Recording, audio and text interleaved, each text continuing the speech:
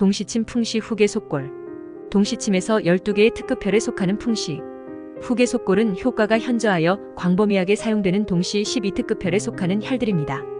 동시침 풍시 후계 속골혈을 정리하여 소개해드리면 다음과 같습니다. 동시침에서 12개의 특급혈들은 효과가 현저하여 광범위하게 사용합니다. 동시침 12개의 특급혈 중 족소양 담경에 위치한 풍시혈의 효능은 다음과 같습니다. 첫째는 진정의 요혈입니다. 둘째는 신체 측면 각종 동통 특효 혈입니다.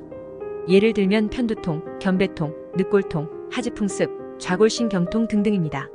셋째는 중풍 치료에 사용할 수 있습니다. 네 번째는 훈침과 체침을 해소시켜줍니다. 다섯 번째는 이명에 사용할 수 있습니다. 여섯 번째는 하지피부병에 사용할 수 있습니다. 동시침 12개의 특급 혈중 수태양 소장경에 위치한 후계혈의 효능은 다음과 같습니다. 첫째는 요추통에 사용할 수 있습니다. 둘째는 경황통에 사용할 수 있습니다. 세 번째는 좌골신경통에 족태양 방광경의 속골혈과 같이 사용할 수 있습니다. 네 번째는 견통에 사용할 수 있습니다. 다섯 번째는 배통에 사용할 수 있습니다. 여섯 번째는 퇴만통 사용할 수 있습니다. 동시침 12개의 특급 혈중 족태양 방광경에 위치한 속골혈의 효능은 다음과 같습니다. 첫 번째는 후두통에 사용할 수 있습니다. 두 번째는 경통 경변에 사용할 수 있습니다. 세 번째는 두정통에 사용할 수 있습니다. 네 번째는 배통 요통에 사용할 수 있습니다. 동시침에서 동시침 12개의 특급혈에 속하는 풍시 후계 속골혈 등 조합하여 같이 사용할 수 있습니다. 제가 미국 캘리포니아에서 한의사 자격증을 취득한 후 양방병원에서 일을 할 때 첫 해의 일입니다. 처음에는 한의사 자격증이 있음에도 임상 경험이 전무한 상태여서 한의사가 아닌 양방병원에서는 테라피스트로 일을 시작하게 되었습니다. 양방병원에서 테라피스트로 일을 시작한 지 첫 주에 있었던 임상 사례입니다. 양방병원에서 카이로프로텍 교정 치료를 받은 40대 후반의 라티노 여성 환자가 카이로프랙틱 의사의 레퍼로 수기 치료를 받으러 왔습니다. 방금 전 카이로프랙틱 의사에게 교정 치료를 받았음에도 고관절 부위의 극심한 통증으로 인하여 제대로 걷지 못하고 겨우 걸어서 치료룸에 들어왔습니다. 수기 치료 전 환자를 문진을 해보니 라티노 여성 환자가 4년 전 킥복싱 훈련 중 고관절 부상을 입은 후 지금까지 그 후유증으로 고생하고 있다고 하였습니다. 그런데 최근에 카이로프랙틱 치료 후 증상이 더 안 좋아져서 고관절 부위의 심한 통증으로 인하여 제대로 걸을 수조차 없다고 하였습니다.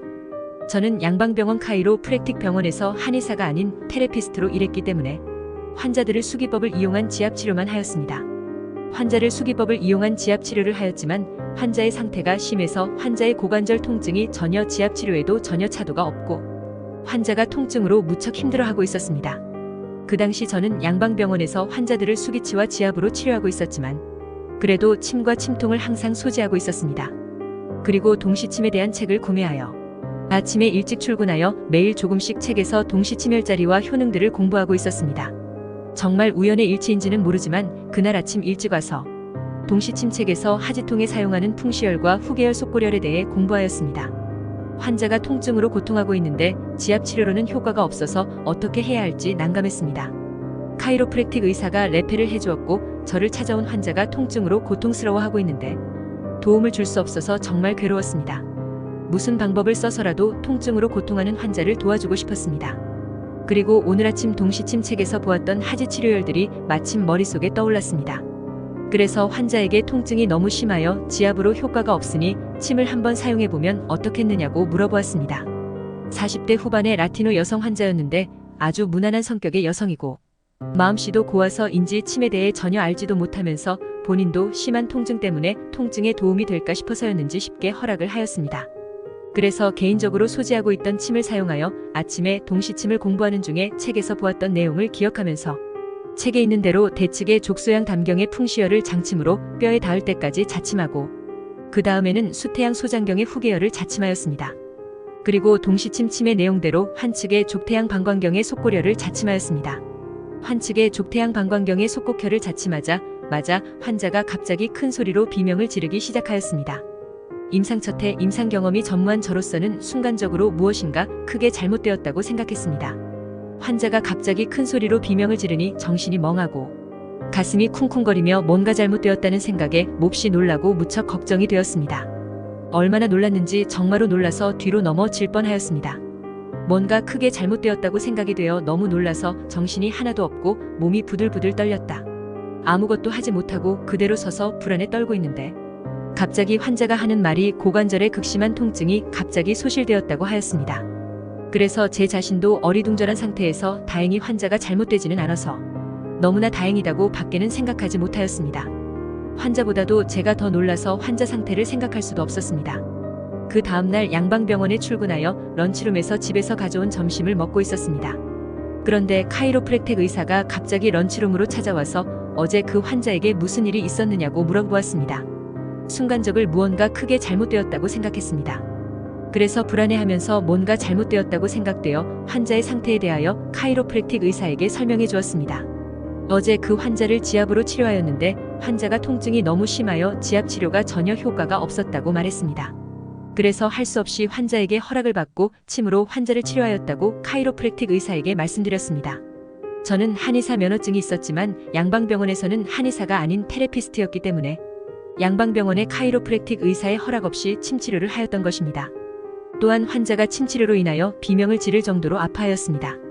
그래서 저는 카이로프랙틱 의사가 그것에 대해 저에게 책임을 물을 것이라고 생각하였습니다.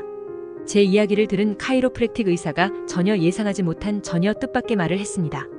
카이로프랙틱 의사가 저에게 그 환자에 대해 이야기해 주었습니다.